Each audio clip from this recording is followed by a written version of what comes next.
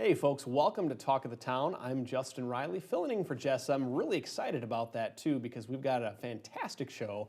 I hope you stick around. We're joined now by one of our news partners here in the program. This is Eric Hewitt from the Medicine Shop in Monona. How are you, Eric? Good. Been a while since we've been able to share the screen together, but Yes. good to be with you again. So we're talking a little bit about summer health needs because, as we all know, summer is here. Yes. It's supposed to be a hot one this weekend, from what I hear.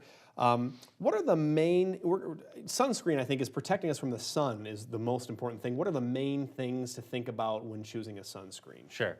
I get that question a lot, Right. from people coming in because there's a lot of options on the shelf. I mean, you don't have to go very far in the pharmacy or grocery store, wherever you get your stuff, to see the different options.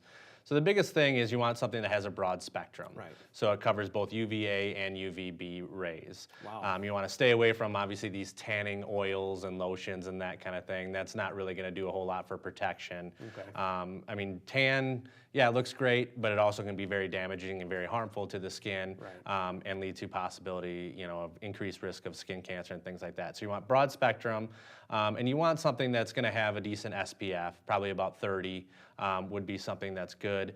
Also, I always like to point this out to people, when it says waterproof or sport, that does not mean you put it on once, jump in the pool, and you're good for the entire day.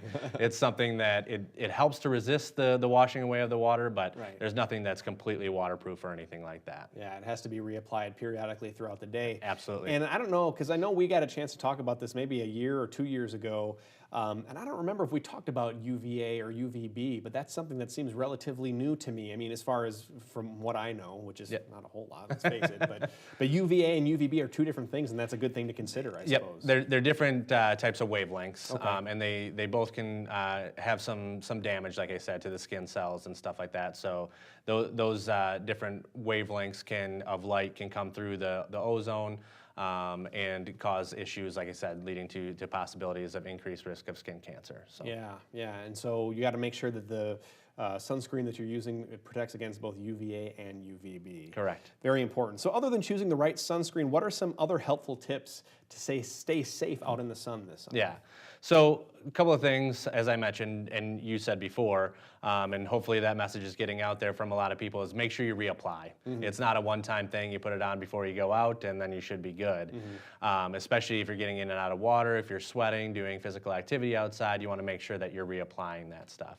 And then secondarily, nothing works better than just simply covering up. Even the best sunscreen out there is only going to work for so long.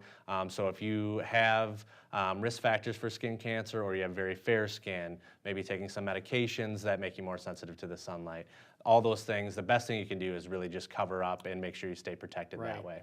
And what are some medications that make you put you more at risk to getting sunburn? Yeah, always have a conversation with your pharmacist. I always, tout that on this program. It's really important. But some major categories, there's some antibiotics for sure that people are on that maybe they're not on all the time, but when you're on them, you have to be more careful.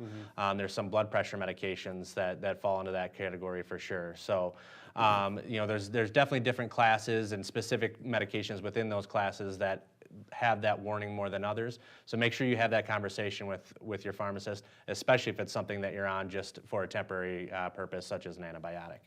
Okay, so let's switch to something, a pleasant topic. Yeah.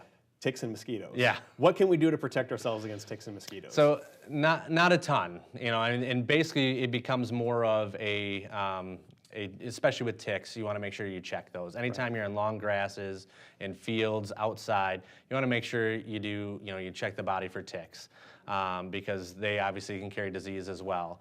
In terms of mosquitoes, if you pick your favorite mosquito repellent and just try and keep them away as much as possible. Again, mosquitoes can carry disease, but that's more of kind of a comfortability factor, so you're not getting a bunch of bites and things like that. Right. What's the biggest concern with ticks?